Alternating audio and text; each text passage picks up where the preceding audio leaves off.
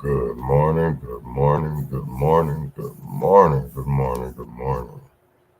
It's Monday, October 30th, 2023. Uh, we are 8 days away from elections. November 7th is when you'll be able to cast that ballot.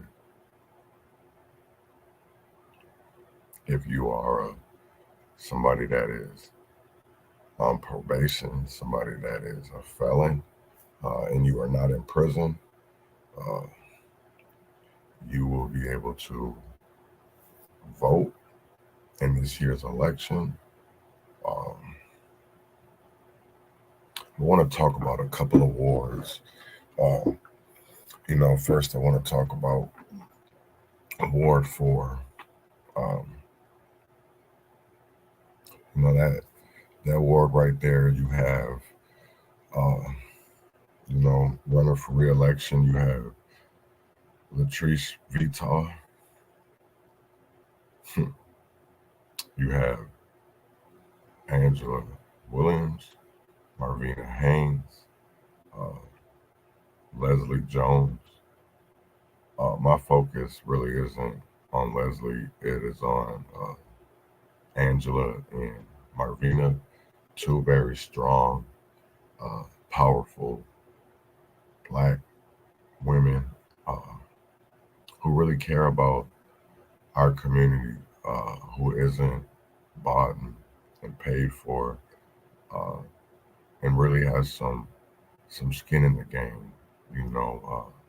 Marvina, her brother Marvin, who is wrongfully convicted and is sitting in prison right now. And it's free Marvin Haynes. Um, then we have Angela, who has been around for years. Was a reserve police officer with the Minneapolis Police Department, um, and has really called out, our leaders for a while now. I know people have seen, various video clips of, you know, Angela at City Hall, uh, you know, confronting Mayor Frey. And those things are important, because we see VTAW, and it's no different than what we already getting. You know what I'm saying when I talk about VTAW? Because what are we getting out of Bobby Champion? What are we getting out of Cedric Frazier? Um, Nothing. You know what I'm saying? It's the same thing when we talk about community leaders. Who selects these people? You know what I'm saying? It's like, because I see our leaders. I think back, and history does repeat itself, and I think we're at another time in history that is significant, um, that is going to go down in history. You know what I'm saying? It's going to be something that will be talked about for the rest of our lives. You know what I'm saying? And Malcolm, one of his most famous quotes, and I don't even know if it was Malcolm or not, but if not us, then who? If not now, then when? And I hear that in my head a lot, because they feed us Martin. You know what I'm saying? They feed us Thurgood Marshall, but they don't feed us Malcolm. They don't feed us the Black Panthers. They don't feed us Fred Hampton. And I really think about that, because they call those men powerful men, militant. They call them communists. They call them Marxists. Uh, but obviously, they knew the path to separation. And I think that's where we're at for especially Black Americans, because for the simple fact of, why are we want to be considered? And I get it. We are, our ancestors did come from, Africa. But I think there's such a disconnection uh, between descendants of slavery and people that come over here that are immigrants, that are, come over here for a better way of life. And I don't know if that's necessarily, we can be considered the same because their experiences are different. Not saying that they're not Black, not saying that they're not, um,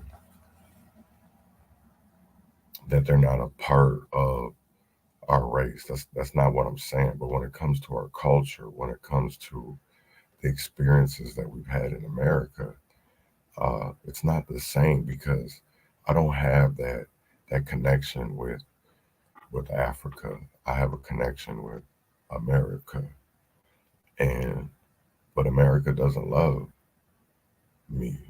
It's me and America have a confusing, it's that thin line between love and hate relationship.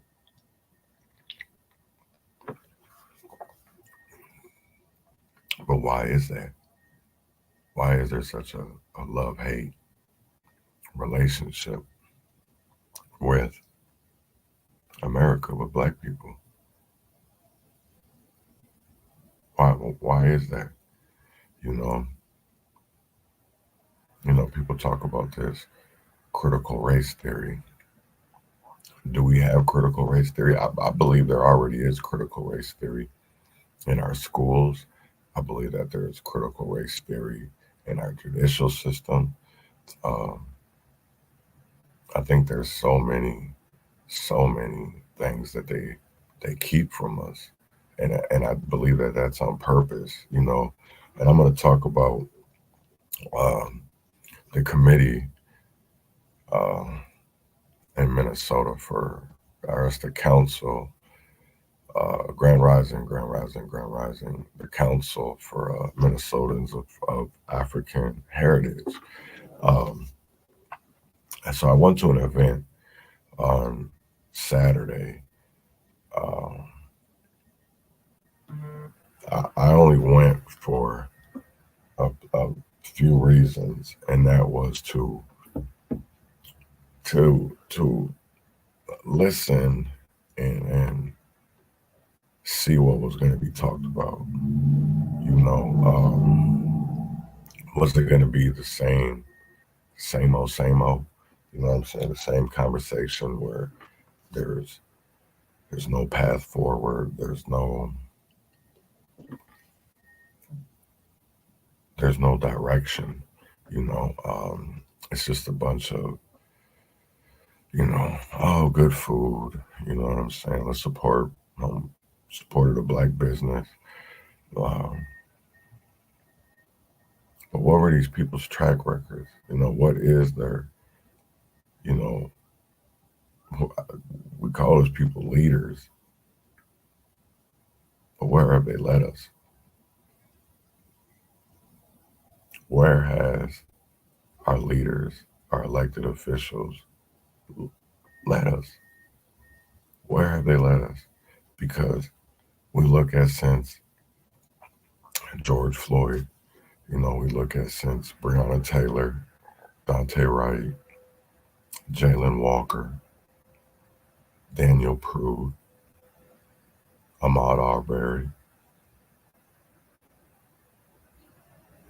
And what has really changed? Because we're still saying names today that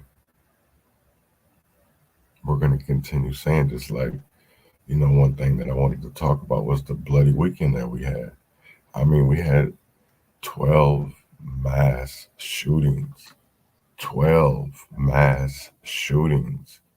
Good morning, Dad. And it's crazy to me that we bypass what really goes on in America. But I wanted to just even look at the main one. So in Lewiston, Maine,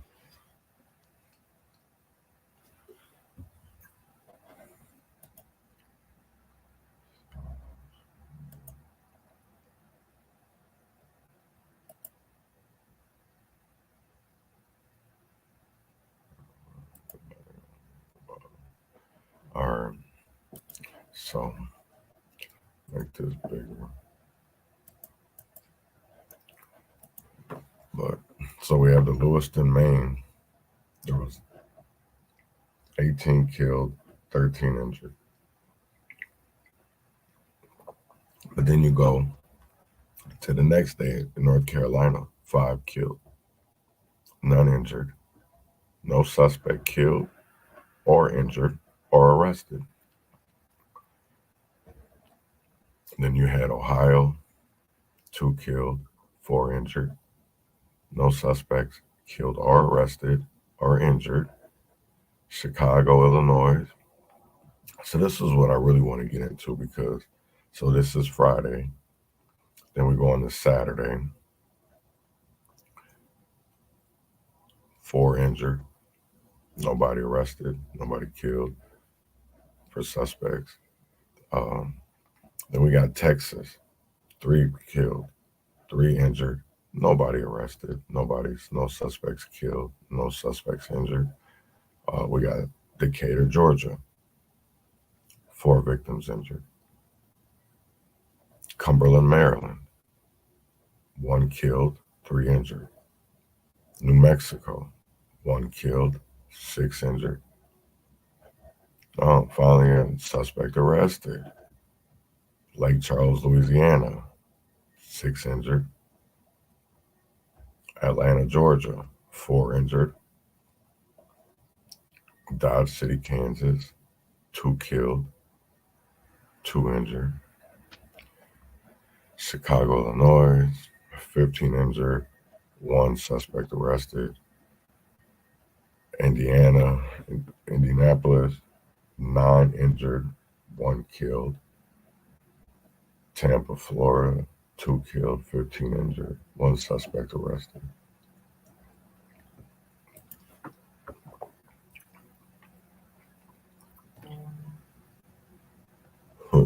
But then you go to the shootings in the last 72 hours. Milwaukee, St. Cloud, Salem, Illinois, North Carolina, New York. Yeah, that's crazy. This one was at a hotel, and I don't even understand all of that.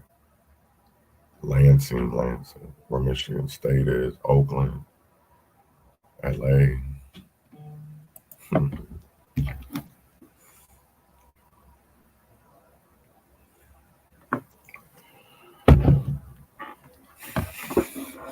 But that's all you see is shootings. And what are we doing about it? What is the plan? What is the plan to unite people? Because everybody talks about unity. Nobody talks about accountability. And that's the one thing that, for me, is how are we going to talk about unity, but we can't even get accountability. And it's just something that I really want people to think about, for the simple fact of, shit, we don't get no accountability. So how the hell are we ever going to get unity? I want people to really think about that. I think about even with Derek Chauvin, his story is all of a sudden back in the news again, 3 years later. And we're still talking about George Floyd. And we're still talking about a knee. We're still talking about defunding police. But yet, Nobody wants to talk about the trickle effect from from that event. Nobody wants to talk about how violence is uptick, how carjackings are at an all-time high. And for what?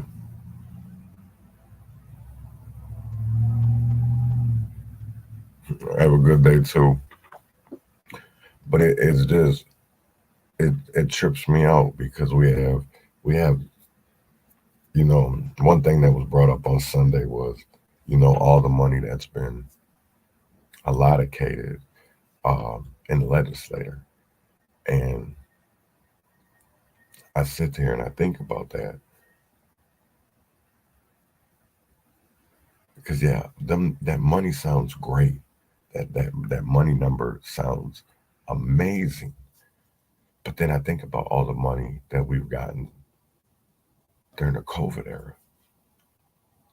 Homelessness has gotten worse.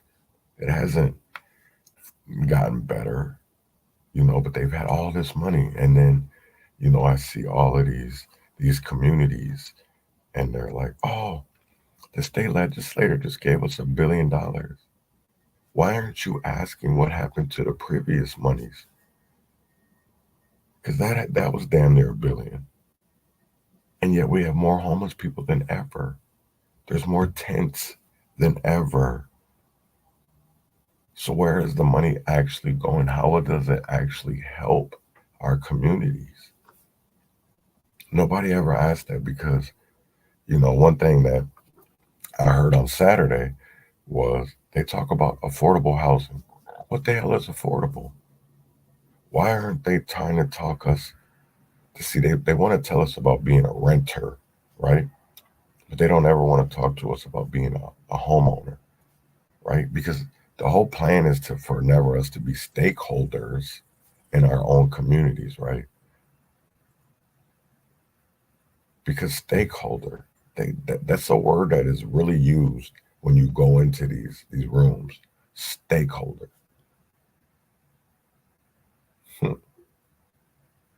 But do they teach us how to be stakeholders? Do they teach us how to be homeowners? Do they teach us how to be business owners? Because we don't have those same opportunities that white people have, that people that come from other countries. But when you're black, when you've been born in this country and you're black, you're treated like a second-class citizen. We don't have those same opportunities. When they cut programming at school, they don't cut it for the rich kids. They want to make sure that they have those classes. But when it comes to things for poor kids, when it comes for, the education of our futures, they could give two shits. Because who's suffering? Our kids. And we don't pay attention enough to vote. Because we feel like we got bigger and better things to do.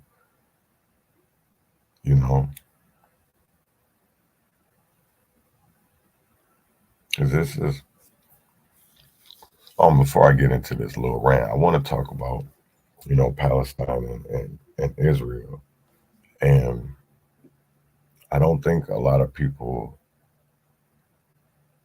I will say this, I really don't, because this is more than just politics, it's also religion. And I believe that that's two things that should never mix, is religion and politics. And yet it does. Every day it mixes, all the time it mixes. And it should never. Um,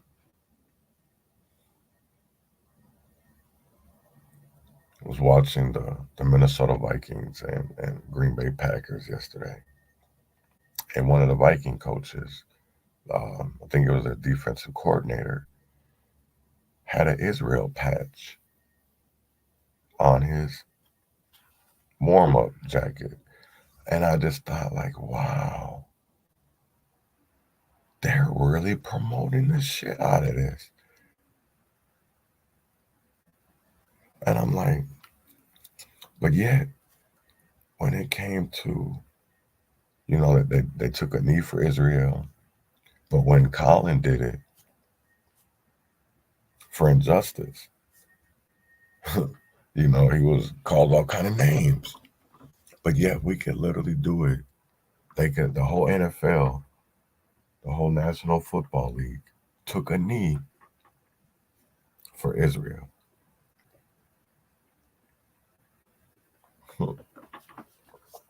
Make that make sense. Make that make sense. Make that make sense.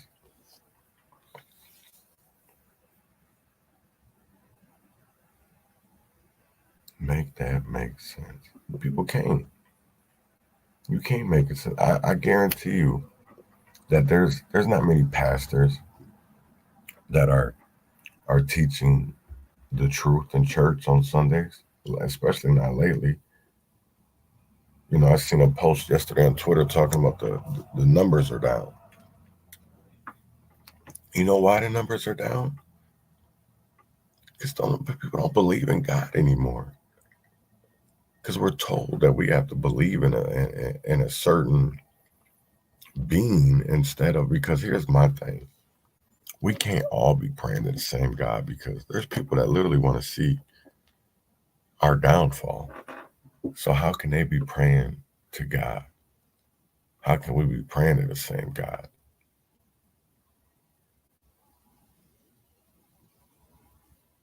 When people are lynched, because I don't know if you guys are on Twitter, but I'm on Twitter, and Facebook is a whole nother experience than Twitter. And Twitter's very raw. You see a lot of trigger warnings or graphic views, images, videos. But then we're in such an era today of, is it real? Is that artificial intelligence? Is it some kind of, graphics that they made up? Is the shit even real? Because man, I've seen some shit that I've only seen in fucking movies. Dead babies or body parts just everywhere, blood everywhere, and it's like, what the fuck?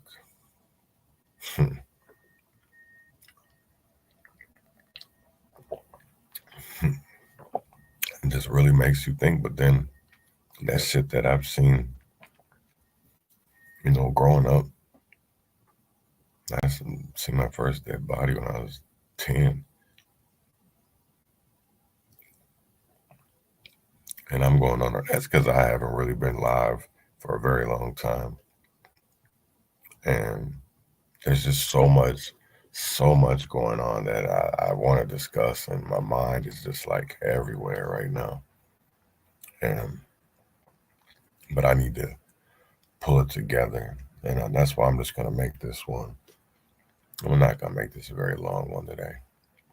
I usually go an hour, but I'm not today. I probably go about another 5-6 minutes. But I just want to tell people that, be woke, man. When I mean tell you, mean be woke.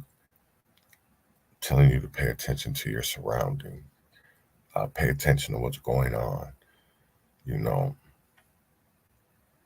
because there's so much going on that a lot of people aren't paying attention to. And maybe that works for y'all. I don't know, but I just hope that something doesn't happen to your family or somebody that you love. And you could have stopped it, because you could have been out here calling for change.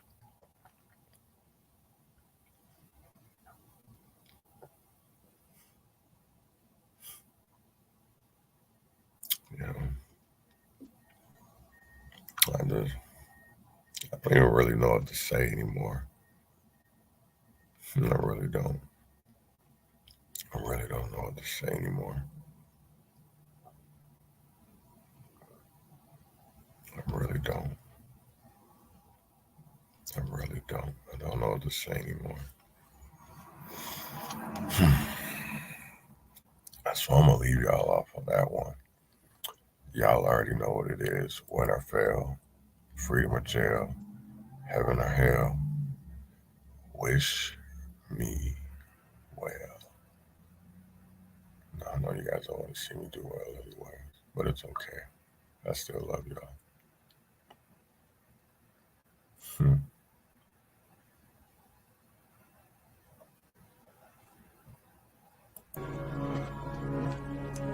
Every day, fighting for my life.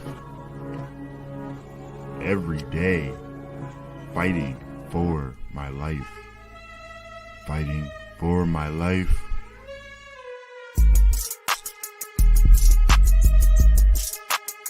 Fighting for my life. Bread grew from the seed you thought was rot. I think not. Fire bred desire to rise above denial, to rise from former ashes to face new trial or triumph. I am enough. Trial to triumph. I am enough. Every day I fight for my life. Every day fighting